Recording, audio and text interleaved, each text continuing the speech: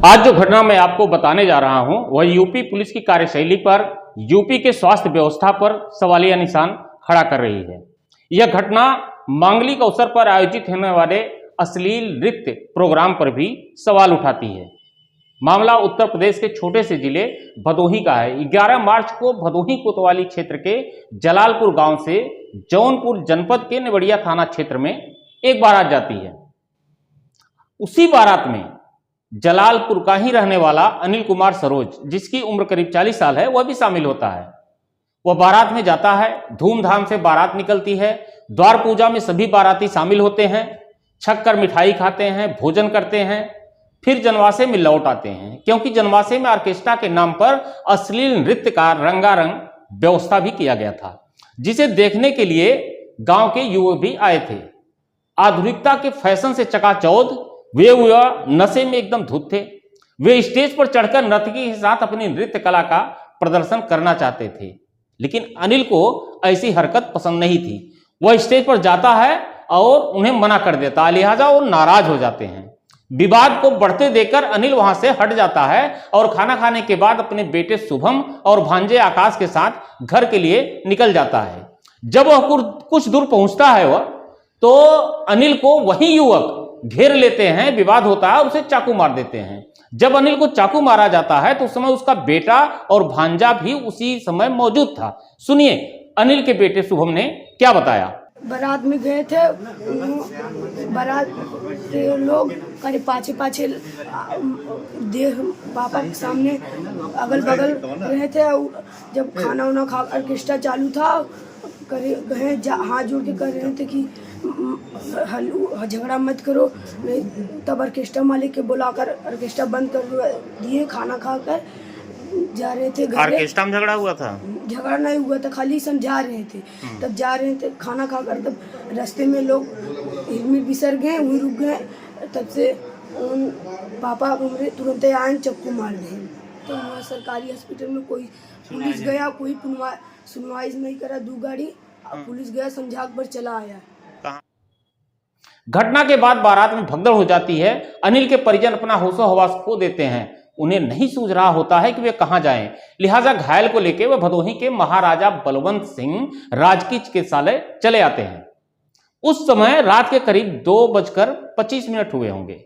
परिजनों ने बताया कि अस्पताल में जो स्वास्थ्यकर्मी तैनात थे वे बोलते हैं पुलिस का मामला है, जब तक पुलिस नहीं आएगी तब तक इलाज शुरू नहीं हो पाएगा। फिर परिजन भागे भागे बगल में कोतवाली है, कोतवाली चले जाते हैं, लेकिन वहां पे जो पुलिसकर्मी उन्हें मिलते हैं उन्हें वहां से भगा देते हैं। बोलते हैं कि नहीं, ये जौनपुर का मामला है, जाकर अपना वहां पर देखो या फिर ले जाओ किसी प्राइवेट अस्पताल में इलाज कराओ, ऐसा उनके परिजनों का कहना है। जब कहीं से सुनवाई होने की उम्मीद खत्म हो जाती है तो परिजन घायल अनिल को लेकर शहर के जीवनदीप हॉस्पिटल पहुंच जाते हैं। उन्हें पता था यह चाकू लगने की बात जो है जीवनदीप हॉस्पिटल में बता देंगे तो मरीज को भर्ती नहीं किया जाएगा, लिहाजा वे झूठ बोल देते हैं कि बाइक से गिरने के कारण उसके सरिया धंस गया है और वह घायल हो गया है।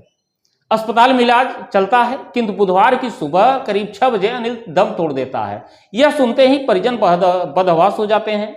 गांव वालों की भीड़ जमा हो जाती है। रोना धोना, चीखना चिल्लाना सब शुरू हो जाता है।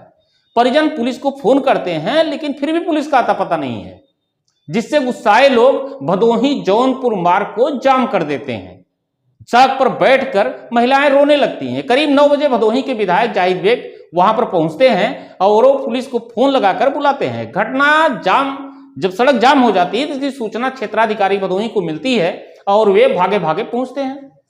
वे पोस्टमार्टम कराने, हर तरह का सहयोग करने, लापरवाही बरतने वाले पुलिस कर्मियों, अस्पताल कर्मियों के खिलाफ कार्रवाई का भरोसा दिलाते हैं। उन पर भरोसा जब हो जाता है परिजनों को तो चक्का जाम समाप्त हो जाता है। देखिए परिजन पुलिस से क्या शिकायत कर रहे हैं। तो हम लोग यहाँ कब एडमिट किया था?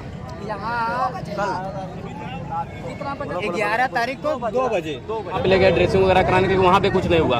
वो लोग कह रहे हैं कि आप पंच उठा कराइए, FIR करवा के या तो किसी को थाने से बुला के ले आइए। कोई नहीं है थाने से रात में नहीं, 2 बजे आप थाने गए, थाने से हॉस्पिटल में भी कुछ नहीं हुआ? कुछ भी नहीं हुआ। और वहाँ थाने पे खुद बोल रहे हैं कि ले जाओ प्राइवेट में एडमिट करो, यहाँ सरकारी में कुछ नहीं, ले जाओ प्राइवेट में एडमिट करो, ये वर्ड बोल रहे हैं सर। थाने पर कब गए थे? थाने में 2:40 पे गए हैं। रात में गए हैं। अच्छा, और उसके बाद हॉस्पिटल में कितने बजे गए? फिर हॉस्पिटल में गए थे 2:25-25 मिनट में हम पहुंच गए थे वहाँ पे। 10-20 मिनट हम कम से आधा घंटा वहाँ पे फड़फड़ा रहे थे रात में उस दिन, लेकिन कोई नहीं सुनवाई हुआ ना। तो वहाँ पे सरकारी हॉस्पिटल उसके लिए मैं यहाँ से पूरे कार्रवाई यहीं आपका पोस्टमार्टम कराता हूँ, यही दिखा पड़ेगा। यही इतना चाहिए बस सर, इतना चाहिए। और ये हम कराते हैं और ये भी हम बता रहे हैं कि जिसकी लापरवाही है उसके सजा भी दिला। सोचने वाली बात यह है कि जिले की सीमा विवाद के कारण एक व्यक्ति जिंदगी और मौत के बीच करीब 36 घंटे तक जूझता रहा। परिजन झूठ बोलकर अस्पताल में भर्ती करा देते हैं, लेकिन पुलिस को खबर है कि वह व्यक्ति चाकू लगने के कारण मौत और जिंदगी के बीच झूल रहा है। लेकिन भदोही पुलिस इतनी संवेदनहीन हो चुकी है, वह मामले को संज्ञान में सिर्फ इसलिए नहीं लेती कि अनिल को चाकू भदोही में नहीं बल्कि जौनपुर जिले में मारा गया था। लेकिन पुलिस यह भूल जाती है कि जिस व्यक्ति को चाकू लगा है वह भदोही का ही रहने वाला है। यदि उसे कुछ हो जाएगा तो पुलिस को ही परेशानी उठानी पड़ेगी, और हुआ भी यही। जब अनिल की मौत के 3 घंटे बाद भी पुलिस का आता पता नहीं चलता, परिजन फोन करके हार जाते हैं, तो गुस्साई भीड़, महिलाएं सब सड़क पर बैठ जाते हैं। जो मुसाफिर जरूरी काम से कहीं जा रहे होते हैं वे भी परेशान होते हैं, और ऐसा इसलिए हुआ कि पुलिस संवेदनहीन बनी रही, अपनी जिम्मेदारी नहीं निभाई। यदि भदोही पुलिस संवेदनहीनता नहीं दिखाती, अस्पताल कर्मी उसका त्वरित इलाज करते, तो हो सकता था कि अनिल की जान बच सकती थी। उसके जो नाबालिग बच्चे हैं छोटे छोटे, उनके सिर से पिता का साया बना रह सकता था। जो जवान पत्नी बिलख रही है वो विधवा नहीं होती। लेकिन न पुलिस ने अपनी जिम्मेदारी दिखाई और न ही सरकारी अस्पताल के चिकित्सकों ने मानवता। उत्तर प्रदेश के सीएम योगी आदित्यनाथ जी भले ही चुस्त पुलिस, दुरुस्त पुलिस, संवेदनशील पुलिस का नारा दें, भले ही पुलिस थानों और पुलिस चौकी पर लिखा हो कि पुलिस 24 घंटे आपकी सेवा में तत्पर है, लेकिन लिखने और बोलने से कुछ नहीं होता है। बदलाव कभी भाषणों से नहीं आएगा, बल्कि उसके लिए मानसिकता बदलनी होगी। ध्यान रखें, स्वस्थ रहें, मस्त रहें और मतदान अवश्य करें। नमस्कार, और देखते रहें ह्यूमन टुडे।